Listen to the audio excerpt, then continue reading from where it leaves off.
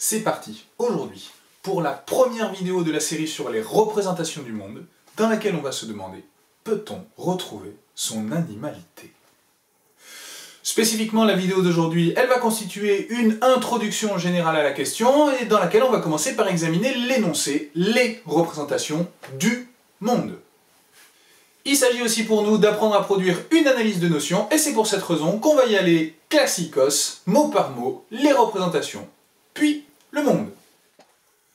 On peut donc commencer par le premier concept, celui de représentation. Et il est d'abord remarquable que dans nos façons de parler courantes, on considère généralement les représentations comme des trucs qu'on a dans la tête, comme des objets mentaux. Et la première chose qu'on doit remarquer, c'est que ce n'est pas exclusif. Une représentation n'est pas nécessairement un objet mental. Un globe terrestre, le plafond de la chapelle Sixtine, un échantillon commercial de moquettes sont bel et bien, eux aussi, des représentations. Donc, il faut déjà avoir à l'esprit clairement que les représentations, elles ont une existence, mais une existence en tant que représentation. Et c'est ça qui est un peu plus difficile à clarifier. Assez spontanément, vous pouvez avoir envie de me dire oui, mais un globe terrestre, c'est juste un globe terrestre. C'est pas une représentation ou je sais pas quoi, c'est un globe terrestre, point barre. On devrait alors rapidement penser à un tableau de Magritte qui est assez célèbre précisément parce qu'il nous met au défi sur cette question-là de la différence entre un objet et sa représentation. Le tableau de Magritte, la trahison des images, est assez célèbre parce que justement, il représente une pipe et sous cette pipe, il y a la petite phrase « Ceci n'est pas une pipe ». Donc l'ambiguïté sur laquelle veut travailler Magritte, et il y a derrière toute une question interne à l'histoire de l'art, c'est la différence précisément entre un objet et sa représentation. Regardons alors comment le mot est construit. Représentation, c'est ce qui donne à quelque chose d'autre une seconde présence. En ce sens, on comprend clairement que le globe terrestre, c'est une représentation de la Terre. Donc une question très importante ici, c'est quelles sont les propriétés qui font que certaines choses fonctionnent comme des représentations et d'autres ne fonctionnent pas comme des représentations. Et sans entrer dans le détail de la question de savoir quelles sont ces propriétés, on peut au moins remarquer comme première approche qu'effectivement une chose est une représentation si elle fonctionne comme un véhicule pour l'esprit. Un véhicule pour l'esprit, c'est-à-dire quand j'ai cette chose en face de moi, alors c'est la seconde, c'est celle qui est absente, qui m'est présente en réalité à travers la première. Donc la représentation, c'est la propriété de certaines choses qui font qu'elles sont en relation avec une autre qui n'est pas là. Et ce que cette définition permet de comprendre, ben c'est la raison pour laquelle on représente. On représente effectivement pour atteindre ce qui est absent. D'ailleurs, il est ici assez intéressant de s'arrêter sur le genre de choses qu'on représente. Le premier type de choses qu'on représente, c'est ce qui est absent au sens littéral, soit parce que au niveau de sa taille, ça ne nous est pas accessible dans l'expérience, soit parce que au niveau précisément de sa présence, de son éloignement géographique, eh bien c'est pas accessible, soit parce que son éloignement dans le temps nous le rend inaccessible de la même manière. Mais on peut aussi représenter des choses qui sont absentes au sens où elles sont trop complexes pour pouvoir être saisies d'un seul coup par l'expérience. Par exemple, on utilise pour ce faire des équations mathématiques, des schémas ou alors des modélisations, comme par exemple pour expliquer et représenter le fonctionnement d'un ouragan ou d'un système météorologique complexe. Donc en première approche, on peut dire que la fonction fondamentale de la représentation, c'est une fonction de connaissance. La représentation a pour raison d'être le fait de rendre présent ce qui sans elle ne nous est pas accessible. Elle doit donc permettre de connaître, c'est-à-dire d'atteindre la vérité. Mais en même temps, dès qu'on a dit que la représentation elle avait pour fonction de donner accès à la vérité, qu'elle a donc une fonction de connaissance, eh bien en même temps, on fait apparaître un problème qui est immense. Puisqu'en effet, si la représentation elle a comme caractéristique de se mettre à la place de ce qu'elle doit rendre présent, alors elle est seule à être présente. Et si elle est seule à être présente, alors elle se substitue, elle prend la place de la chose qu'elle est supposée représenter. D'ailleurs, ce mécanisme de substitution d'une représentation à la réalité est un des outils publicitaires qu'on connaît très bien. Par conséquent, si d'une part la représentation a une fonction de connaissance, est-ce que en même temps elle ne risque pas d'empêcher la connaissance en se substituant à l'objet qu'elle est censée nous livrer ? La notion de représentation, on doit donc tout de suite la poser comme une notion problématique. Comment pourrait-elle en effet nous donner accès à l'objet qu'elle représente si pour ce faire elle doit prendre sa place ? La deuxième notion de l'énoncé qui nous intéresse, c'est donc celle de monde, et là il faut tout de suite remarquer et prendre ça avec des pincettes que c'est une notion hautement polysémique. Eh oh, eh oh! Y a du monde ici? Oh punaise, mais c'est chacun dans son monde là! Ah là là, si seulement je pouvais comprendre le monde. En effet, le mot monde, il est tantôt utilisé pour désigner les gens. Le fait qu'il y ait plusieurs personnes qui soient, oui ou non, réunies à un endroit, c'est ce qu'on appelle le monde, l'ensemble des gens, indéterminés. Il est aussi utilisé pour désigner ma réalité intérieure, mon imagination et mon esprit en tant qu'il n'est pas accessible aux autres, dans lequel je peux m'évader en poète pour découvrir les joies de la solitude réflexive. Enfin, le mot monde désigne aussi l'univers, c'est-à-dire la seule réalité qui est celle dans laquelle toutes les choses se trouvent, la totalité de ce qui est réel.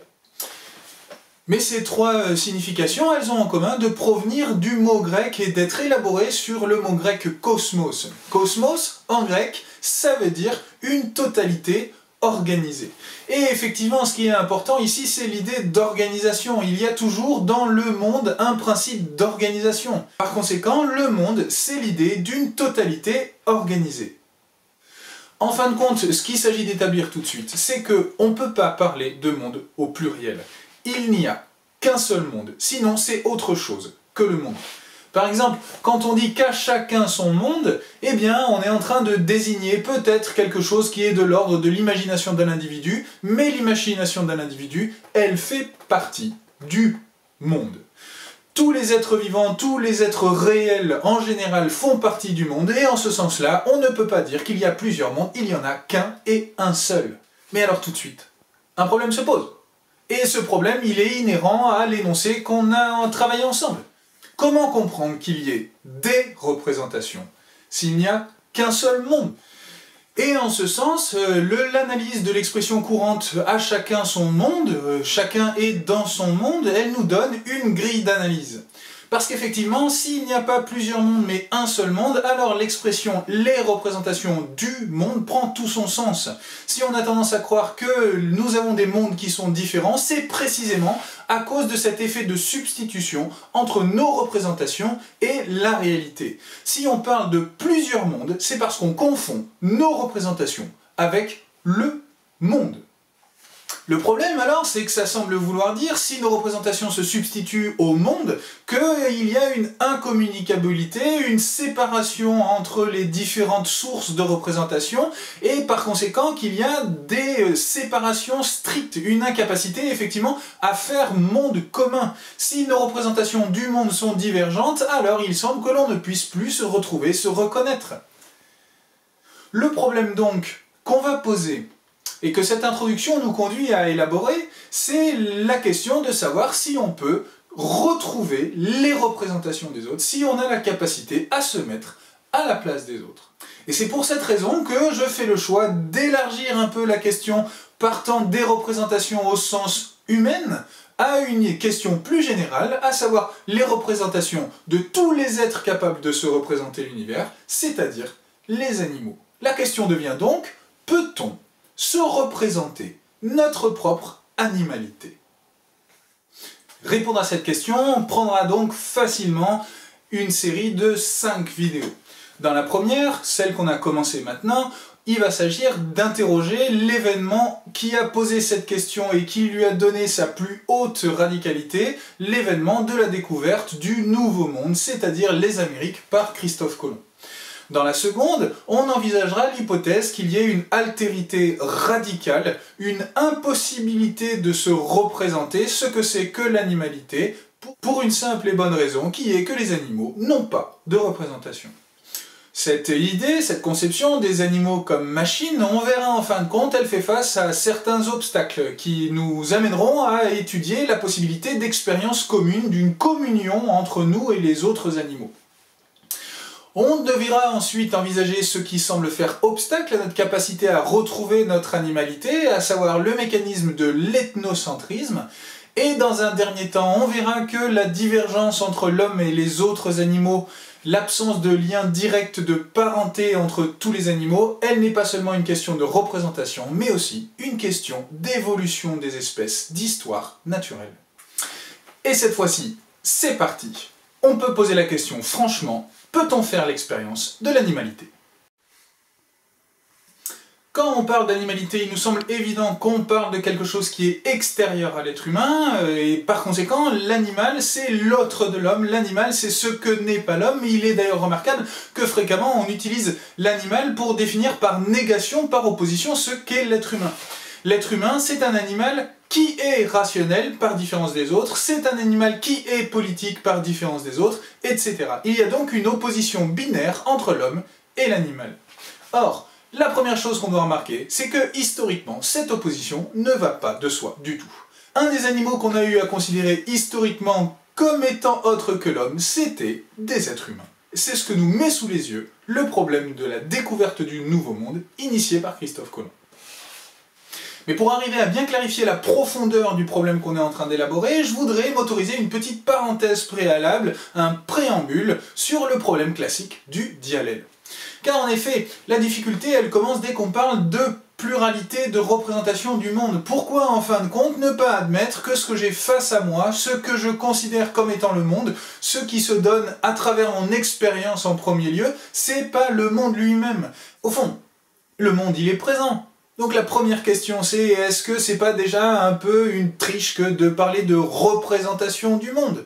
La première chose qui nous donne accès au monde, ce qui semble m'en délivrer une connaissance première, naïve, spontanée et en ce sens-là véridique, c'est la sensation. Par sensation, j'entends ici l'ensemble des données qui sont délivrées par les organes des sens que sont la vue, l'odorat, le toucher, le goût et l'ouïe. Ces 5 organes humains permettent effectivement d'accéder à un ensemble de données des sens et il semble un peu naïf, absurde de les questionner. Quand je vois une table en face de moi, je ne vois pas la représentation d'une table et cette première conception des données des sens, elle semble indiquer effectivement qu'il y a une relation binaire entre moi et le monde. Mes organes des sens me donnent accès directement au monde lui-même et il n'y a pas d'intermédiaire entre ces deux éléments. La perception, la sensation me délivre la réalité telle qu'elle est, elle est donc véridique. Appelons dès maintenant cette conception binaire de la sensation le réalisme naïf. Selon le réalisme naïf, il y a effectivement un rapport immédiat, direct, des sens au monde. Ce que ça veut dire, c'est que les données sensibles sont absolument véridiques. Or, il y a énormément d'objections contre ce réalisme naïf. La première, c'est toutes les illusions que nous donnent effectivement les organes des sens. Qu'on parle des illusions d'optique, des illusions auditives ou même des erreurs d'interprétation, on se rend assez rapidement compte que les sens ne sont pas toujours fiables, qu'ils peuvent nous donner à voir des choses qui n'existent pas, et donc il y a une première rupture qui s'installe entre la sensation et la réalité. On a tous fait, pendant un trajet en voiture en été, l'expérience d'un mirage, c'est-à-dire d'une apparente flaque d'eau qui se met au loin sur une route, de sorte qu'on a l'impression visuelle, visuellement on a la sensation qu'il y a de l'eau sur la route. Il est aussi très intéressant de remarquer qu'en réalité ça ne trompe personne. Personne ne croit qu'il y a réellement sur la route une flaque d'eau, de sorte que on a aussi assez spontanément tendance à reconnaître qu'on ne fait pas toujours confiance à nos sens. Pourtant, le fait des mirages et des illusions perceptives en général, il est aussi assez marginal, de sorte que c'est pas l'argument le plus puissant. C'est pas l'argument le plus puissant parce qu'il revient à dire que ce sont des cas de dysfonctionnement et que, hormis ces dysfonctionnements, la perception normale, la sensation normale, elle nous donne le monde tel qu'il est. Un deuxième argument classique, un peu plus puissant pour critiquer le réalisme naïf, consiste à comparer la perception normale avec d'autres formes de perception. C'est ce qu'on engage en général quand on compare la perception courante, majoritaire, avec la sensation que peuvent avoir des daltoniens par exemple. Ou alors avec la sensation que peuvent avoir d'autres organismes que l'être humain, en particulier des animaux.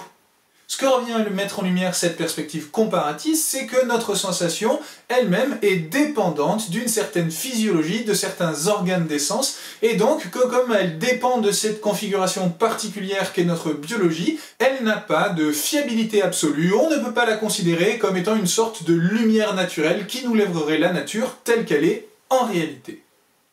Pour rendre cet argument palpable, il est plutôt efficace de prendre comme exemple la vision des couleurs. En effet, quand je vois un objet comme étant coloré, il me semble que cette couleur elle est inhérente à l'objet lui-même. Une chemise à carreaux bleu, violet et blanc, par exemple, si je la vois comme telle, alors j'ai tendance à dire qu'elle est comme telle, que ce que je vois c'est ce qui est, et donc que les couleurs perçues sont les couleurs réelles. Or, cette identité, elle ne va pas de soi du tout. Il est d'ailleurs assez difficile d'imaginer ce que pourrait être le monde tel qu'il serait perçu indépendamment de la vision. Si on étudie physiquement le phénomène de la vision des couleurs, alors c'est une interprétation par notre système nerveux. C'est d'ailleurs le premier sens que prend le mot interprétation, herméneia en grec, quand chez Platon, il affirme que la vision est une interprétation de la réalité, puisque précisément elle en prélève certains caractères. De sorte que, si on est d'accord pour dire que les couleurs sont un phénomène strictement visuel, un objet strictement sensible, alors il n'y a pas des réalités des couleurs hors de nous. Les couleurs ne sont pas des choses du monde, ce sont des représentations des choses du monde. Par conséquent, à partir de cet argument qui permet de formuler une critique de relativisme naïf, on peut faire passer le schéma descriptif de la sensation d'un schéma binaire, l'essence, le monde, à un schéma ternaire. Il y a bien le monde et il y a bien mes sens, mais ce qui permet l'interaction entre les deux, c'est ce qui m'est livré par la sensation, c'est-à-dire une représentation du monde. De sorte que l'idée selon laquelle mon organisme me délivrerait le monde tel qu'il est dans une sorte de lumière véridique dont je n'aurais jamais à douter, est déjà falsifiée en soi. Nous n'avons jamais affaire au monde, mais seulement à ses représentations. Et le problème qui est un petit peu explosif pour l'esprit, c'est que si je n'ai affaire qu'à des représentations et jamais au monde, il semble que je n'ai aucun moyen de vérifier mes représentations. Punaise, moi j'en peux plus là de ce confinement tous les jours, mec. Qu'est-ce que vous faites sur mes plates-bandes là? Vous êtes qui vous d'abord? Ben, je suis Raphaël Taillandier, quoi. Raphaël Taillandier? Mais qui c'est celui-là? J'ai jamais entendu parler. Pouvez-vous me prouver votre identité là? Vous voulez peut-être ma carte d'identité, c'est ça? Vous avez de la chance, c'est le confinement. Mais votre carte d'identité, ça prouve rien du tout. Vous dites pas à quelqu'un qui vous êtes avec votre carte d'identité là. Qui vous êtes enfin? Si vous y croyez pas, j'ai mon permis de conduire. Le voilà. Mais un permis de conduire, il me prouve un papier avec un autre papier celui-là. Qu'est-ce que c'est que cette affaire là? Un album de photos de famille? Ouais, là, vas-y, c'est bon. Dans ce petit exercice de montage, on voit que Raphaël Taillandier demande à Raphaël Taillandier une preuve de son identité. Ce dernier est dans l'impossibilité de la fournir puisqu'il ne peut produire qu'un objet extérieur pour attester sa propre identité, c'est-à-dire une représentation de son identité. C'est en effet cette extériorité de la représentation et de la chose qui est à l'origine du problème du diallèle. Et en effet, le problème, si on n'a jamais affaire au monde mais seulement à des représentations, c'est qu'il semble qu'en définitive, on puisse décrire notre situation comme prisonnier de nos représentations. C'est d'ailleurs un problème qui avait été formulé par les philosophes de l'Antiquité et qu'ils le nommaient le diallèle, et que Kant, dans un texte extrait de la Critique de la raison pure, formule de la manière suivante. La vérité, dit-on, consiste dans l'accord de la connaissance avec l'objet. Selon cette simple définition du mot, ma connaissance doit donc s'accorder avec l'objet pour avoir valeur de vérité. Or, le seul moyen que j'ai de comparer l'objet avec ma connaissance, c'est que je le connaisse. Ainsi, ma connaissance doit se confirmer elle-même. Mais c'est bien loin de suffire à la vérité, car puisque l'objet est hors de moi et que la connaissance est en moi, tout ce que je puis apprécier, c'est si ma connaissance de l'objet s'accorde avec ma connaissance de l'objet.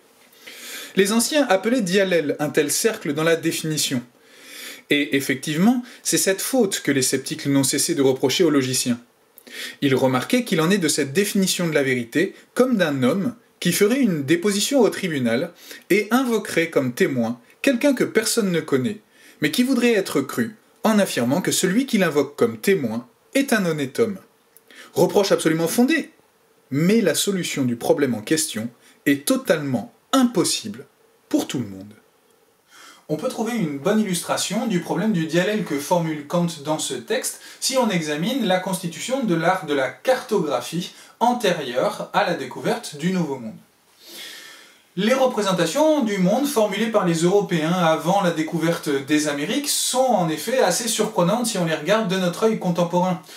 En particulier, sur les cartes du XIVe siècle, on voit qu'il y a une terre continue qui va du sud de l'Afrique à l'Inde. De sorte que ce que nous considérons aujourd'hui comme l'océan Indien était en fait une mer entourée de terre. Il ne s'agit pas nécessairement de suggérer une interprétation forte du problème du diallèle, qui reviendrait à dire que de toute façon, le monde est au-delà de nos représentations et donc il est absolument, radicalement inaccessible. Il faut prendre acte du fait que, dans l'exemple de la cartographie, notamment, mais pas seulement, nos représentations du monde sont susceptibles de progresser. Toutefois, ce progrès est toujours susceptible de perfectionnement. Il y a toujours un écart entre nos représentations et la réalité, et c'est cet écart qui fait de la réalité du monde un au-delà de nos représentations. Il y a donc toujours un écart entre nos représentations et le monde. De sorte que l'adhésion que nous avons à l'égard de nos représentations, le fait que nous y croyons et nous y tenons, a tendance à faire que nous faisons violence au monde. Il y a une sorte de négation de la réalité dans l'adhésion à nos représentations qui cause exactement l'enfermement dans les représentations dont nous sommes en train de parler. Et la découverte du Nouveau Monde, la rencontre entre les Américains et les Européens au moment de la découverte de l'Amérique du Sud par Christophe Colomb est l'illustration parfaite de cette violence. Il y a beaucoup de choses à dire sur ce que j'appellerais par habitude la découverte du Nouveau Monde. Il y aurait d'abord à questionner le fait que ce soit une découverte et un monde nouveau, puisqu'on a montré que des civilisations nordiques proches des Vikings avaient déjà réussi à faire la traversée jusqu'en Amérique. D'autre part, il y aurait à questionner la postérité de cet événement, son devenir colonial et le commerce triangulaire. En tout cas, ce qu'on peut retenir, c'est qu'il y a un moment qui fait événement historique parce qu'il constitue la rencontre frontale entre deux cultures strictement, radicalement étrangères l'une à l'autre. Et c'est ça qui va nous intéresser. C'est la représentation de l'autre culture. On va se servir pour ça de deux gravures de Théodore de Brie. La première, qui a pour titre « Les indigènes faisant des présents à Christophe Colomb », et qui constitue une mythologisation des Antillais d'après le mythe du bon sauvage. La seconde, qui s'intitule « Des cannibales » et qui représente, au contraire de ce bon sauvage, les Antillais comme des barbares assoiffés de sang. Et c'est cette ambivalence des représentations des Antillais qui va nous permettre de comprendre la violence des représentations. On verra que cette ambivalence des représentations des Antillais met en question la nature même de l'humanité. La première des deux gravures de Théodore de Brie doit immédiatement être perçue comme constituant une séparation verticale qui va de la ligne de la hallebarde au mât de la caravelle. Cette séparation, elle place à gauche les Espagnols et à droite les Antillais. Les Espagnols sont représentés très habillés, avec des habits qui sont représentatifs de la noblesse, de l'aristocratie espagnole de l'époque. Ils sont de plus armés, ils sont en train de travailler, ils sont dans une posture de conquête. D'autre part, les Antillais, eux, sont représentés strictement nus. On voit que certains d'entre eux sont en train de jouer par opposition aux travailleurs espagnols, ils sont d'autre part nus par opposition à l'artificialité des Espagnols, et ils sont enfin plutôt dans une position de méfiance que de conquête, en train de faire des cadeaux pour essayer d'accueillir cet étranger effrayant. On a donc une représentation de l'Antillais comme un bon sauvage. Il est naïf et généreux, et la force de son adversaire est la raison de son humilité. La seconde gravure, des cannibales, est une gravure qui représente une scène d'anthropophagie.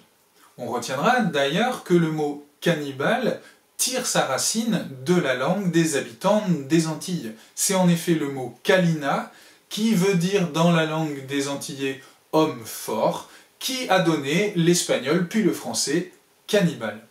De sorte que le mot cannibale, il est attaché spécialement à cette culture-là. Et on voit que dans la représentation de Théodore de Brie, les cannibales sont représentés comme des monstres. Il est d'ailleurs assez intéressant de remarquer qu'ils ont absolument tous le même visage, même les enfants, que les femmes, elles aussi, ont toutes le même visage, de sorte qu'il y a une standardisation, une déshumanisation de ces individus. La dimension uniforme en fait effectivement des monstres. Il est d'autant plus intéressant de remarquer que ces visages ne sont pas du tout des visages typés américains, ce sont au contraire des visages de personnes assez vieilles espagnoles qui, dans d'autres gravures de l'époque, sont utilisées pour représenter l'avarice. Donc les Kalina sont représentés comme étant des péchés occidentaux. Il y a donc clairement dans cette seconde représentation une imposition d'une représentation occidentale en guise de description des Antillais. Il est intéressant de questionner la véracité de ces deux représentations. En effet, les deux gravures ont l'air de représenter deux types d'Antillais qui semblent être strictement antinomiques l'un à l'autre. Et cette antinomie, elle justifie qu'on ait pensé, comme le rapportent les carnets de Christophe Colomb, qu'il s'agissait là de deux peuples distincts. Il y aurait un peuple pacifiste, les Arawaks, et un peuple belliqueux, les Kalina. Cependant, l'authenticité des rapports qui sont faits par Christophe Colomb a fréquemment été mise en question par les historiens. On sait très bien, par exemple, qu'il avait un intérêt très clair à justifier la bonté de ceux qui l'avaient accueilli de manière à faire que ces expéditions postérieures soient financées. De sorte que les sources premières qu'on a pour retracer l'authenticité des représentations dont Debris est le porteur à travers ces deux gravures-là est largement interrogée. Une chose qu'on doit en tout cas clarifier, c'est qu'au moment où les Espagnols sont arrivés dans le dit Nouveau Monde, il y a eu en réalité non pas simplement un accueil pacifiste, bienveillant, naïf par des êtres humains qui seraient des sortes de bons sauvages. Il y a en réalité eu un accueil très complexe qui a mis aux prises les Espagnols aussi avec des formes de résistance qui parfois, du fait de leur habitude du milieu, de la capacité à utiliser des pirogues pour se servir de petits esquifs qui étaient capables de passer là où les caravelles ne passaient pas, ont donné un avantage militaire non négligeable aux habitants des Antilles. Quoi qu'il en soit, ce que montre cette antinomie entre les deux gravures de Debris. Et du fait de cette antinomie, la dimension caricaturale des représentations qui sont faites sont précisément l'incapacité initiale des Européens à se représenter, à comprendre authentiquement ce qu'il en est des Antillais. Les Antillais sont d'abord des étrangers, et cette étrangèreté, elle a une dimension monstrueuse. Le monstre ici, c'est pas à entendre au sens du monstre moral que voudrait faire passer effectivement la deuxième représentation de Debris. Le monstre, c'est ce qui n'a pas d'identité, ce qui n'est pas identifiable. C'est ce qui est traditionnellement défini par une série de négations. Le sphinx, par exemple, n'est ni un lion, ni un homme. La sirène, dans sa représentation homérique, n'est ni un oiseau, ni une femme dans notre représentation contemporaine, ni un poisson, ni une femme. C'est cette série de négations qui permet de caractériser le monstre. Et c'est précisément ça qui en fait la dimension dégoûtante, parce qu'il est inclassable, parce qu'il déborde nos catégories, et que cette étrangèreté, cette altérité du monde le rend incompréhensible, insaisissable. Et c'est précisément cette dimension monstrueuse qui est retransmise dans les gravures de Théodore Debris. Les Antillais sont en effet à la fois humains et à la fois pas tout à fait humains. Et ce problème-là va déclencher une controverse qui durera ensuite des centaines d'années sur la catégorie d'humanité. Ce que nous jette au visage la représentation que nous avons des étrangers, c'est l'incapacité à reconnaître l'humanité de l'autre. Une solution traditionnelle qui a été donnée à ce problème de frontière de l'humanité, c'est le racisme. J'entends ici par racisme la thèse à prétention scientifique, selon laquelle il existe au sein de l'humanité différentes races biologiquement distinguées, et ces distinctions biologiques permettant de former des distinctions de valeur. Le premier qui a formulé l'idée raciste, c'est Carl von Linné, auquel on doit par ailleurs reconnaître l'immense mérite d'avoir formulé la classification des espèces, celle que nous utilisons encore aujourd'hui et qui consiste à distinguer une espèce en deux noms latins, le premier désignant son genre, le second son espèce. Cette classification, Carl von Linné l'a étendue au groupe humain qu'il considérait comme ayant des caractères biologiques suffisamment distincts. Un second auteur dans la continuité au XIXe siècle qui s'appelle Arthur de Gobineau va reprendre la classification de Carl von Linné pour produire véritablement ce qui va devenir la théorie à prétention scientifique du racisme. Arthur de Gobineau identifie en effet trois races fondamentales, les noirs, les blancs et les asiatiques, et il distingue ces trois races fondamentales sur la base non seulement de caractéristiques morphologiques, mais aussi par conséquent de caractéristiques adaptatives. Il catégorise par exemple les asiatiques comme étant plus industrieux, les noirs comme étant plus capables d'efforts physiques et les blancs comme étant plus capables d'intelligence. La solution raciste revient en fait à faire éclater la notion d'humanité.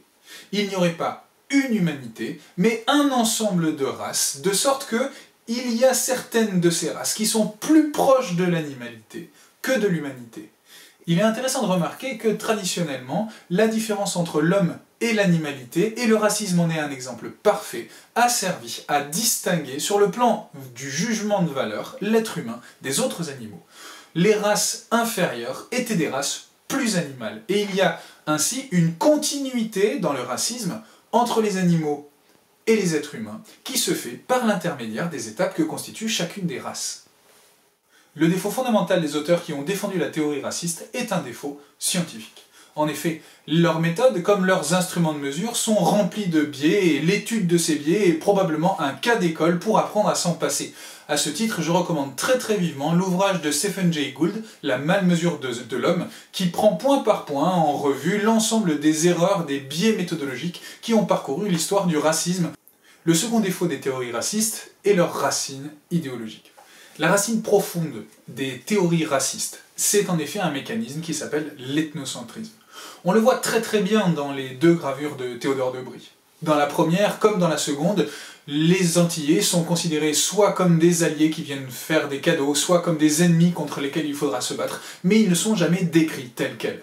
À chaque fois, ce sont nos représentations qui écrasent l'humanité de l'autre, et par conséquent, il n'y a pas de recherche de connaissances. Effectivement, l'ethnocentrisme, c'est le mécanisme par lequel nous avons tendance à juger de la valeur des autres cultures seulement à partir de notre propre culture. Et il est clair que dans l'entreprise qui a donné naissance à la traite des Noirs et à l'exploitation de l'Amérique du Sud, il n'y a eu quasiment aucune recherche, il y a eu au contraire plutôt destruction des sources premières qui permettrait d'arriver à la connaissance de ces autres cultures. C'est donc ce processus de négation de la réalité par les représentations qui constitue l'ethnocentrisme. C'est la raison pour laquelle une opposition humaniste au racisme s'est développée. Pour pouvoir faire taire le racisme, l'idée donc qu'il existe différents groupes biologiques qui séparent l'humanité en fragments plus ou moins proches de l'animalité, ça a été de réaffirmer l'existence de l'humanité. Le texte que nous allons lire est un extrait du livre Les animaux dénaturés de Vercors, et il l'explicite parfaitement. Vercors imagine ce qu'on pourrait appeler le procès de l'humanité. Procès de l'humanité qui passe par la fiction de la découverte du chaînon manquant entre les singes et les animaux. Le nom de ce chaînon manquant, c'est le Paranthropus grahamiensis, ou autrement dit par son diminutif, le tropi, et c'est exactement à ce sujet-là qu'il écrit le texte suivant. La découverte du Paranthropus grahamiensis, les tropies, ma chère, non seulement vient confirmer nos connaissances sur l'origine de l'homme, mais encore et surtout balayer les notions que nous avions de l'homme lui-même. Puisque classer le Paranthropus dans l'espèce Homo, c'est accorder que cette espèce peut comporter des individus quadrumanes, sans compter maints autres attributs simiens. Si en revanche, comme il semble, dit-il, que certains veulent faire, on lui dénie l'appartenance à l'espèce Homo, de quel droit alors appeler homme le fossile de Heidelberg, à la mandibule de chimpanzé, et celui de Néandertal, qui ne diffère du tropi que par quelques détails de charpente. Et ainsi, de proche en proche, pourquoi appeler homme le fossile de Grimaldi, qui ne diffère du précédent que par quelques détails encore, celui de Cro-Magnon, et enfin le pygmée d'Afrique? L'apparition des tropies prouve l'inanité de la notion simpliste de l'unicité de l'espèce humaine. Il n'y a pas d'espèce humaine, il n'y a qu'une vaste famille d'hominidés. Les deux images qui se dégagent du texte de Vercors de ces rapports entre l'homme et l'animal peuvent être présentées de la manière suivante. Dans la première de ces conceptions de l'homme, il y a une continuité entre l'homme et l'animal, continuité qui se matérialise dans le passage par degrés que permet la différence des races. Il n'y a pas une humanité strictement distincte, mais une progression, une différence de degrés entre les animaux et les êtres humains, et c'est l'intermédiaire des races qui permet de le formuler. Dans la seconde de ces conceptions, la conception humaniste, il y a une humanité parfaitement définie. Et en ce second sens, on peut dire effectivement que l'animal, c'est l'autre de l'homme. Tous les êtres humains appartiennent au même groupe, et en ce second sens, les animaux sont l'autre, sont non-humains. Mais cette opposition entre le racisme et l'humanisme que Vercors permet de reprendre clairement, cache cependant une seconde opposition. Cette seconde opposition, elle est d'ailleurs très souvent présente dans notre culture majoritaire, toujours secrètement là, rayonnante, comme si elle déterminait l'ensemble de nos représentations. Et cette seconde opposition, c'est l'opposition entre l'homme et l'animal. En effet, le point commun du racisme et de l'humanisme, c'est de faire de l'animal l'autre de l'homme. Le racisme et l'humanisme, de ce point de vue, ne se distinguent que sur la manière dont ils animalisent l'être humain. Le racisme, en effet, en admettant qu'il y a une continuité de races humaines qui se distinguent selon leurs caractéristiques et que l'on peut hiérarchiser selon leurs valeurs, admet qu'il y a des humains qui sont plus animaux que d'autres. L'humanisme, de son côté, admet une distinction stricte entre l'homme et l'animal, de sorte que c'est l'animal qui se trouve animalisé. Ce point commun revient donc à considérer l'animal comme l'autre radical, comme une altérité radicale de l'être humain.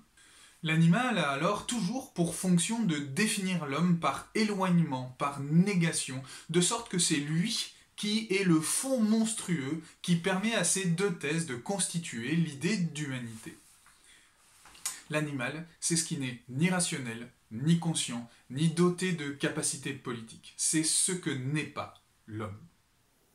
Pour continuer et approfondir le mouvement qui a donc été initié par la découverte du Nouveau Monde de critique de nos propres représentations, ne faut-il pas, dès lors, aller au-delà des frontières de l'humanité?